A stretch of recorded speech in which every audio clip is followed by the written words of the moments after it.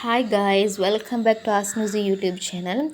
இன்றைக்கி என்ன சேனலில் என்ன பார்க்க போகிறோம் அப்படி சொன்னேன்டா ஸ்ரீலங்கன் ஸ்ட்ரீட் ஸ்டைல் வந்து கொடல் பாபத் பொரியல் தான் பார்க்க போகிறோம். அதுக்கு வந்து ஃபஸ்ட்டுக்கு நாங்கள் இந்த மாதிரி கொடல் பாபத்தை எடுத்து நான் 1 கிலோ எடுத்துக்கிறேன். நல்ல பெரிய பீஸாக வெட்டி மஞ்சள் உப்பு போட்டு நல்லா வாஷ் பண்ணி க்ளீன் பண்ணி வைக்கணும். இந்த கொடல் பாபத் வந்து எனக்கு துப்புராக்கி தான் கிடச்சி வெரி ஈஸியாக போச்சு ஒர்க். குடலை வந்து நாங்கள் சிங்கில் வந்து டெப்பில் பிடிச்சா அந்த வாயில் அப்படியே ஃபுல்லாக அதில் கழிவெல்லாம் வெளியாகிடும். இது ஈஸி மெத்தட். இந்த மாதிரி வாஷ் பண்ணி நல்லா க்ளீன் பண்ணி வச்சுக்கொள்ளணும். ஸோ அதுக்கு போகிறோம். இந்த சட்டியில் தான் நான் பெரட்டி வைக்க போகிறேன்னு கொஞ்சம் நல்லா ஈஸியாக வைக்கும்ட்டு ஒரு டேபிள் ஸ்பூன் உப்பு போட்டுக்கொள்ளணும்.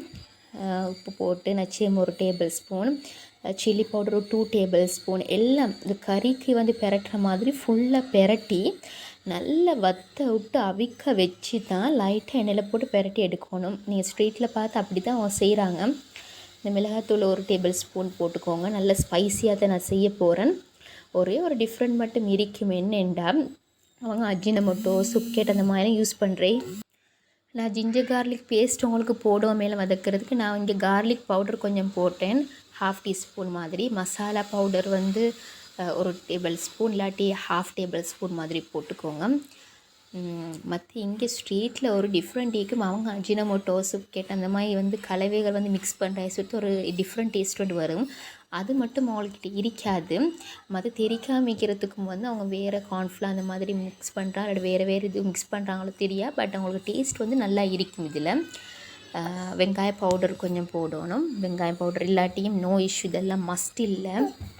மிளகாத்தூள் த மெயின். இதில் புளி கொஞ்சம் கரைச்சி ஊற்றினாலும் ஓகே. கொஞ்சம் குயிக்காக வந்து அது வந்து பாயில் ஆகிடும், வெந்துடும். அப்படி இல்லாட்டி மெயினாக லைம் ஜூஸ் நாங்கள் போடணும். இதெல்லாம் போட்டு நல்லா மிக்ஸ் பண்ணி அப்படியே ஃபுல்லாக அவிச்செடுக்கணும். நல்ல வத்தம் காட்டி தண்ணி வந்து குறைவாக தான் ஊற்றணும். சொல்லப்போனால் ஊற்றவே கூடாது. அந்த கழுவினத்தோடு இருக்கியுமே அந்த தண்ணியை மட்டும் இருந்து மிக்ஸ் பண்ணினாலே போதும். அதில் அதுதான் மெயின். தண்ணியை ஊற்றி அவிக்கக்கூடாது.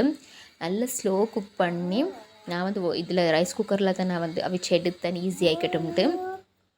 இந்த மாதிரி லைமை கொஞ்சம் நல்லா புளிஞ்சு விட்டுட்டு நல்லா மிக்ஸ் பண்ணி அப்படியே ஸ்லோ குக் போடுவோம். மேலும் இல்லை நல்லா அந்த தண்ணி ஒரு சொட்டும் இல்லாமல் அவிச்செடுக்கும். மேலும் இந்த மாதிரி நல்லா மிக்ஸ் பண்ணிவிட்டு நான் முக்கியமாக இன்னொரு இன்க்ரீடியன்ட் போடுறேன் வந்து பச்சை மிளகாய் வெட்டி போடுவோம். மேலும் அந்த வாசத்துக்கு அந்த மொச்சை நாத்தம் அடிக்கும் எங்களுக்கு குடல் பாபத்தில். அது இல்லாமல் நல்ல ரம்ப ஒரு பட்டை கிராம்பு ஏலக்காய் கருவேப்பிலை போட்டு நல்லா மிக்ஸ் பண்ணி நாங்கள் அவிக்க போக்கலே அவிச்சிடணும். நல்ல ரம்ப போட்டு நல்ல வாசனை வர அதெல்லாம் பொறவும் நாங்கள் பொரிக்க போக்கல் எடுத்து போட்டுக்கொள்ளையிலும். ஊற வச்சு அவிச்சாலும் ஓகே. பட் அதுக்கு டைம் மிச்சம் கூட போகிறதால நார்மலாக இப்படி அவிச்சு எடுத்தாலும் ஓகே. உப்பெல்லாம் நல்லா பார்த்துக்கோங்க. உப்பு கொஞ்சம் குறைவாக போடணும். ஏன்னா நாங்கள் அவிச்சதுக்கு போகிறோம் வந்து திரும்ப மிக்சரோட செய்வோம் ஸ்ட்ரீட் ஸ்டைலில். அது சுட்டி அதுக்கு டைமில் உப்பு எட்டாக சுட்டு கொஞ்சம் குறைவாக போட்டுக்கோங்க.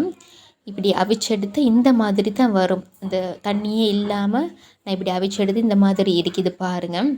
இப்போ இந்த பெரிய பெரிய பீஸாக எடுத்து ஆயிலில் போட்டு ஜஸ்ட் போட்டு பொரிச்சு எடுத்துகிறேன். அவங்க அப்படி தான் செய்கிறாங்க. ஆயிலில் அப்படி போட்டு பொரிக்கிறாங்களே இல்லை.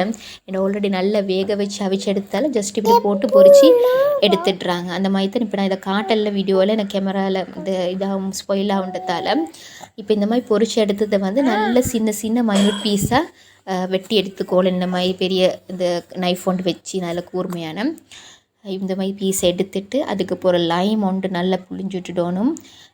உப்பு கொஞ்சம் லைட்டாக போட்டுக்கோங்க. அப்புறம் கடைசியாக பார்த்தீங்களுக்கு எட் பண்ணி கொள்ளையிலும்.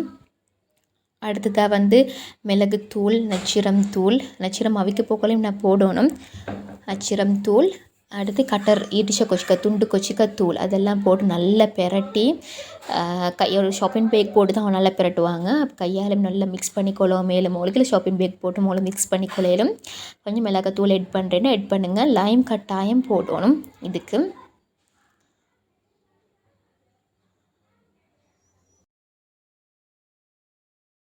இந்த மிஸ்டேக்கை வந்து நான் இப்போ ஒரு 2 துண்டு வெங்காயம் வெட்டி போட்டு இதோடு மிக்ஸ் பண்ணி தின்னு அவ்வளோ டேஸ்ட்.